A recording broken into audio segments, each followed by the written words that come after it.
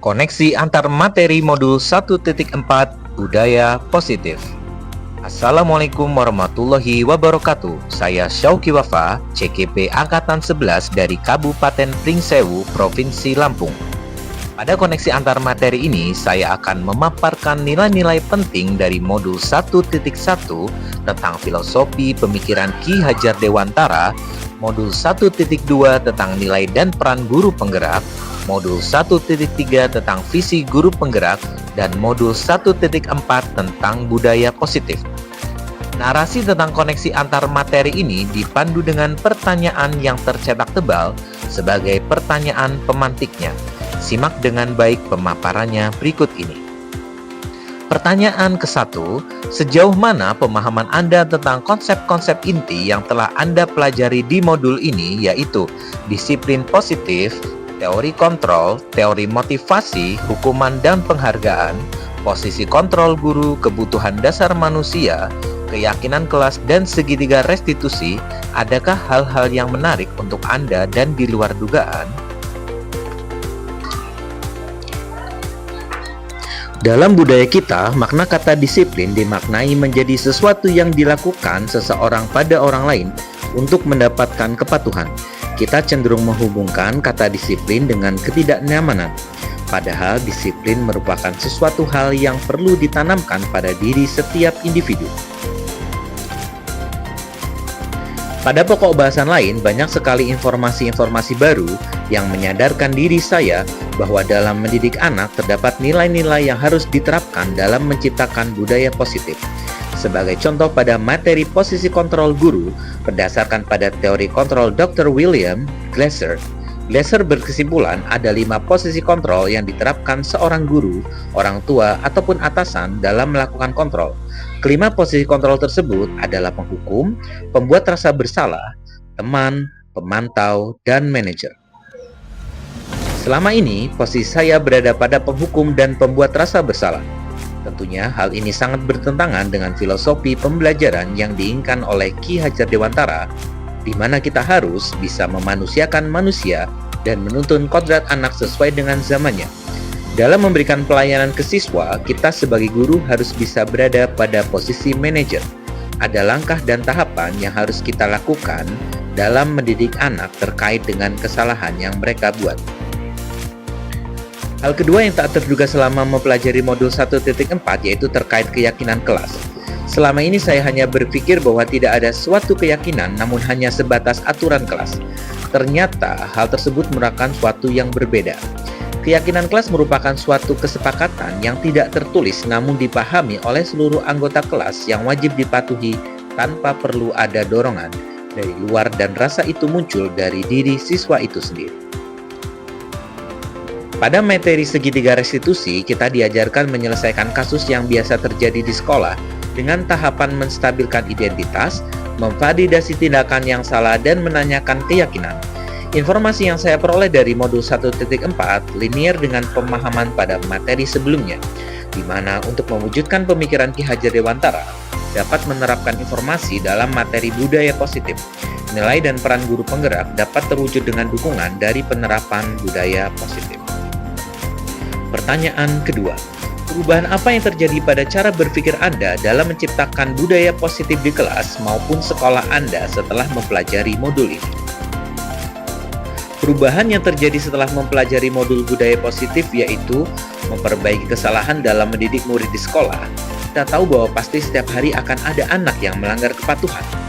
Sebagai guru, kita harus tahu bahwa kesalahan yang diperbuat oleh anak tersebut dapat diperbaiki melalui penerapan budaya positif. Sebagai seorang pendidik, harus bisa memahami kebutuhan dasar anak terlebih dahulu supaya bisa dicari akar permasalahan si anak tersebut dalam melakukan kesalahan. Selain itu, budaya positif harus segera diterapkan karena dengan kita menerapkan budaya positif, tujuan pendidikan dapat segera terwujud. Tentunya hal ini harus dibarengi dengan kesadaran dari seluruh warga sekolah dan poin utama pada penerapan budaya positif yaitu dimulai dari menciptakan kebiasaan positif yang akan berdampak pada terciptanya budaya positif di sekolah. Pertanyaan ketiga, pengalaman seperti apakah yang pernah Anda alami terkait penerapan konsep-konsep inti dalam modul budaya positif baik di lingkup kelas maupun sekolah Anda? Pengalaman yang saya alami terkait penerapan budaya positif yaitu rasa keinginan untuk menyelesaikan suatu masalah dengan penerapan budaya positif, namun seringkali tidak bisa menerapkan segitiga restitusi pada kasus-kasus tertentu. Semisal anak yang terlibat tindak kriminal, apakah cukup dengan menerapkan segitiga restitusi saja? Hal inilah yang akan saya bangun dengan menyadarkan seluruh komponen warga sekolah untuk bertindak preventif dalam menekan masalah yang timbul di sekolah.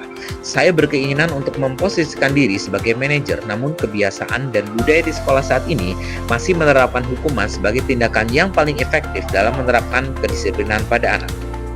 Pertanyaan keempat, bagaimana perasaan Anda ketika mengalami hal-hal tersebut?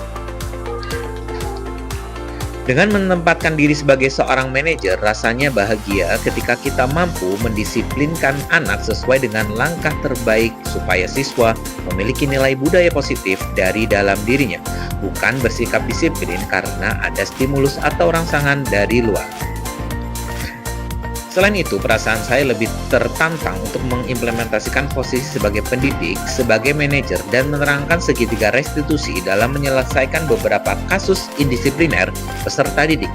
Karena dengan menempatkan kepada peserta didik untuk melatih mempertanggungjawabkan perilaku dan mendukung menemukan solusi atas permasalahannya. Pertanyaan kelima, menurut Anda terkait pengalaman dalam penerapan konsep-konsep tersebut, hal apa sajakah yang sudah baik, adakah yang perlu diperbaiki?